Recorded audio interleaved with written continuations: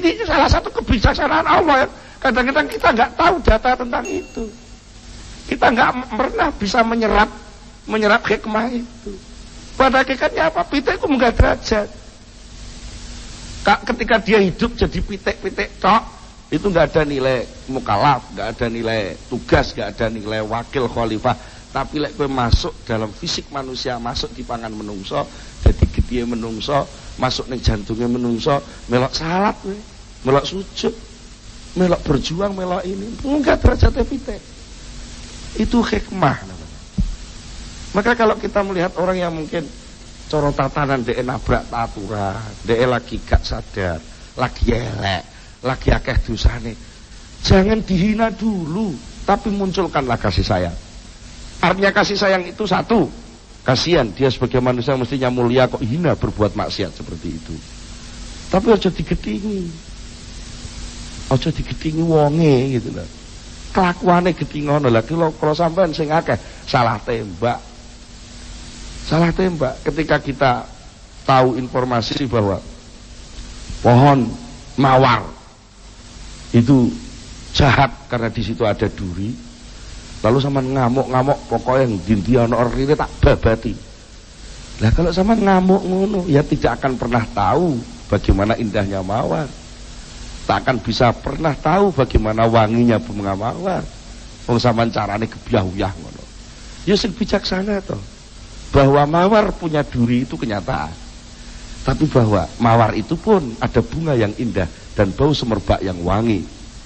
Mengapa kita ngamuk-ngamuk kabeh dirusak? Ya maware jukuen rine aja mbok senggol. Nek ana wong jahat, sak jahat-jahate wong tetep wong. Dudu iblis, pasti ada titik-titik volume kecil yang sinyal yang itu baik. Tinggal sampean mampu enggak dandani sinyal sing cilik itu untuk diperbesar. Lah itu namanya dakwah. Itu namanya amar ma'ruf nahi mungkar. Itulah namanya rahmatan lil alamin. Kanjeng Nabi itu ketika dakwah nggone wong Thaif. Ngarep dakwah ngajak apik malah diantemi sampai bathuke gocar kok. Lho gitu Kanjeng Nabi enggak jengkel. Kanjeng Nabi enggak jengkel. Malaikat Jibril sing ngamuk. Kanjeng Nabi kula mboten trima. Sampeyan niku kekasih Gusti Allah kok disia-sia kaya ngoten. Pun nek ngoten gunung Thaif niku kula angkate kula blekne wong Thaif kabeh. Karo Blitar niku gunung Kelut kula angkate diblekno wong Blitar kabeh ngoten. Malaikat Jibril ngamuk-ngamuk ngoten. Tibae Kanjeng Nabi malah jawab ojo apa salahe. Wong banyak urung ngerti diapa. Jenenge urung ngerti ya pantes to. Panjen durung metu maware sing ketok ijek rine tok. Entenono to rabuken sing apik. Engko mawar susah lak metu kembang. Entenono anak turune wong Thaif ora dadi wong apik-apik. Itu maka jangan kecil hati, urung-urung anu iki kula niku mun dos pundi cilik mboten tau mondok, mboten kenal madrasah. Bismillah mawon pelo, mosok saged kula niki ibadah. Lho, apa enek suasana yang bisa membuat kamu keluar dari wilayah kekuasaan Allah? Ya justru dosamu kuwi lho, gaweane cancik ngleboni arena ibadah. Ya karena kowe kotor ngono kuwi lho, jeguro blumbang sing disediakne Allah. Aja kok malah kula pun kotor mboten wani ten blumbang, pancen blumbang disediakno kanggo wong kotor-kotor kok. Tapi aja jarak, lek kowe wis bar kok blumbang resik, wis mlebu ning aula kene terus moro-moro njalak jegur tai lha iku jenenge nantang gitu. Itu kalau kita paham lahu ma fis samawati wa ma fil ard, semua sudah ditadbir oleh Allah, semua sudah diatur oleh Allah. Jangan sekali-kali ikut memberi batasan-batasan suatu hasil. Pokoknya kabeh kudu dibatasi embuh. Tapi aktivitas tadbir terus berjalan. Lah sing perlu diistirahatno itu kan atine, kepenakno hatimu. Bukan kok tinggalan takbirmu, kan gak ada perintah gitu. Arih ngepenakno sapa sira, nafsaka ing awak sira dikepenakno minat tadbiri saking takbir. Tegese piye? Takbir sing mbok lakoni iku lakonono kanthi penak wae, aja sampe mbok nggo nabrak takdire Gusti Allah. Aja duwe penganggep Lek yo takdirku iki lho sing kok arep nekakno sukses, enggak. Sukses itu datangnya dari Allah. Takbir itu adalah mensyukuri nikmatnya informasi, pemberitahuan dari Allah, nikmatnya rancangan-rancangan yang disinyalkan pada otak dan akalmu untuk kamu selenggarakan. Sebatas kemampuan otakmu itu. Soal dadine piye? Mbuh. Lah nek ngono kok kowe kepenak. Lah nek gak ngono, gak penak. Wong tabrakan terus krasa gagal, lek krasa gagal gelo, lek gelo kecewa, lek kecewa ngamuk-ngamuk. Ya lek ekspresine kecewa kuwi pas positif ngono, lek ekspresine pas negatif merusake luwih akeh neh. Nah, disitulah maka kita harus hati-hati ketika kita benar-benar merasa menjadi hamba Allah, maka kita harus betul-betul menyerahkan, bahasa sing di pengasahan sing kepungkur jenenge tafwid, menyerahkan hasil akhir itu hanya kepada Allah Subhanahu wa taala. Dene soal saiki aku tandang, aku ikhtiar, aku duwe rancangan, duwe cita-cita, duwe apa langkah-langkah yang mau dilakukan, itu adalah mensyukuri. Mensyukuri apa? Mensyukuri nikmatnya informasi, mensyukuri nikmatnya akal yang punya kesimpulan-kesimpulan, tapi ini semua tidak menimbulkan apa-apa kecuali Allah sendiri yang bisa. Jadi ora enek gagal. Tidak pernah ada istilah gagal. Wong mukmin gak tahu gagal. Mergo lara kaya apa, lara kuwi adalah kasih sayang. Karena itu tadi, orang mukmin punya keyakinan bahwa kasih sayang Allah ada di mana-mana, bisa diselipkan di mana-mana. Begitu pula sebaliknya, azab siksaan Allah itu bisa menyelip di banyak kenikmatan-kenikmatan yang diciptakan Allah juga. Mangan sate nikmat, enak, tapi di balik sate ada azab. Kakek mangan sate ya itu darah tinggi, kolesterol, macam-macam. Banyak sekali racun yang berada di dalam gajih, lemak itu. Tapi banyak pula khasiat rahmat Allah, kasih sayang Allah yang muncul dari putra wali. Ya, kalau kita gagal jangan merasa gagal. Mengapa mesti sama ngomong gagal? Enggak gagal. Juga bukan sukses yang tertunda. Kegagalan itu pada hakikatnya adalah keberhasilan itu sendiri. Kalau kita pandai-pandai memeras dari kegagalan itu seluruh informasi, seluruh kasih sayang Allah yang terselip di dalamnya. Umpamanya tani gagal. Sering digo contoh lah tani nggih. Digo contoh macul, nandur, matun, dosa panen pangan tikus kan ngomongnya gagal gitu. Gagal kan? Sampai duduk Gusti Allah ngomong gagal, enggak melok gawe. Sama napa ngerti?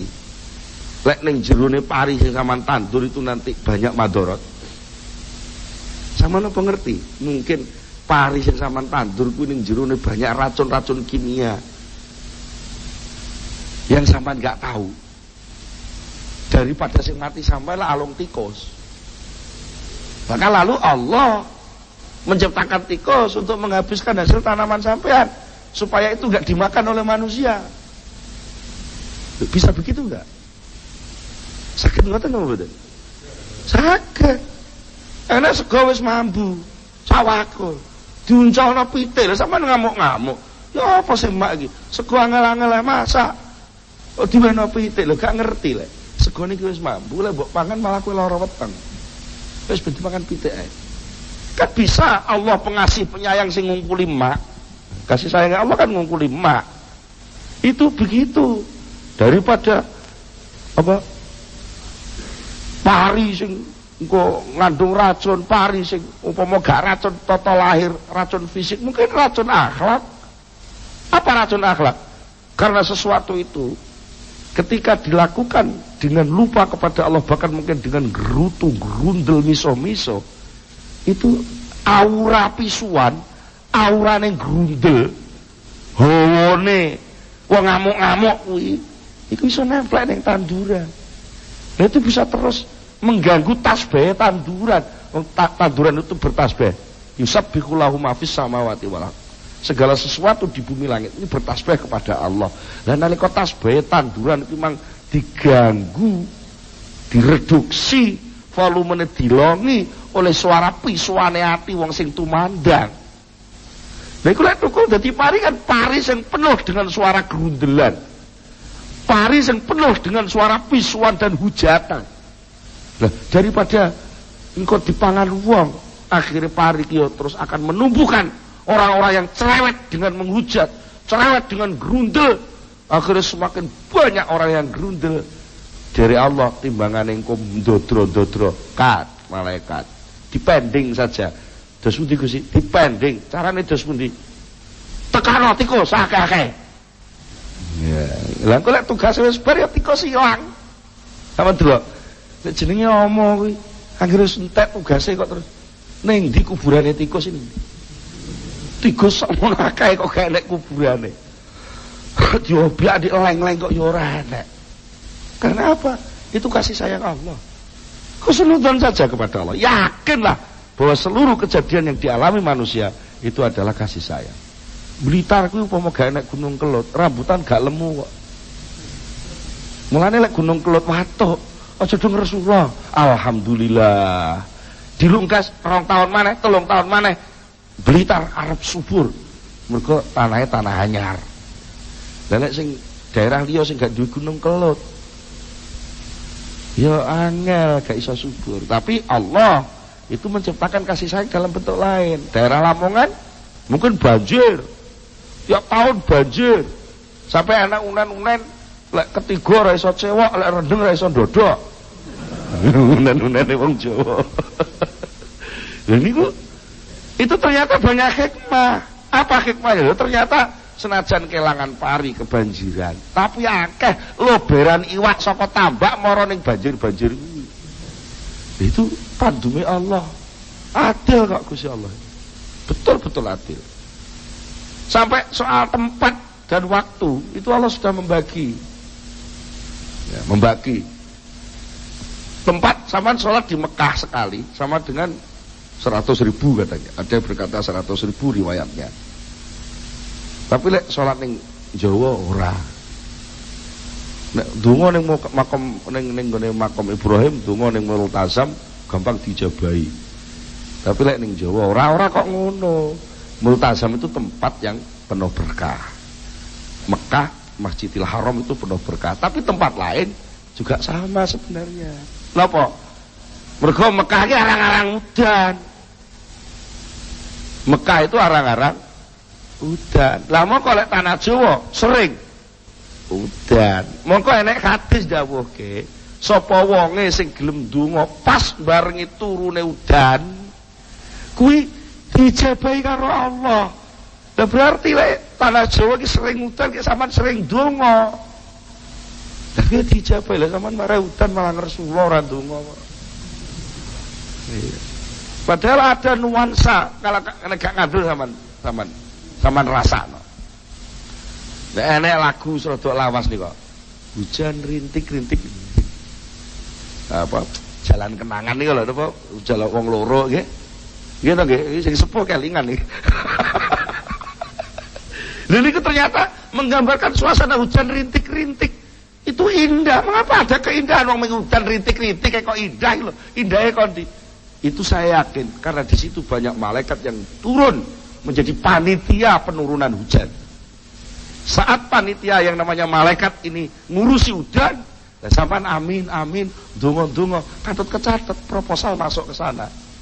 Nah, mudah diijabahi. Nanti kok kita bisa lobby di luar jam dinas kan gampang lobbynya. Tapi pas jam dinas lobbynya kan angel. Tuh. Malaikat juga gitu. Malaikat kali kau hutan, dia geger ngurus hujan. Inilah salah satu bentuk mungkin hal-hal gaib, hal-hal yang kita tidak tahu, tapi Allah jelas-jelas menyalurkan kasih sayang itu kepada manusia. Itu harus kita yakini. Kalau bisa begitu, kita gagal tidak pernah merasa gagal, tapi selalu merasa menerima kasih sayang dari Allah Subhanahu Wa Taala. Kalau kita cekap semanten, monggo kita tutupkan itu sesarengan Al-Fatihah.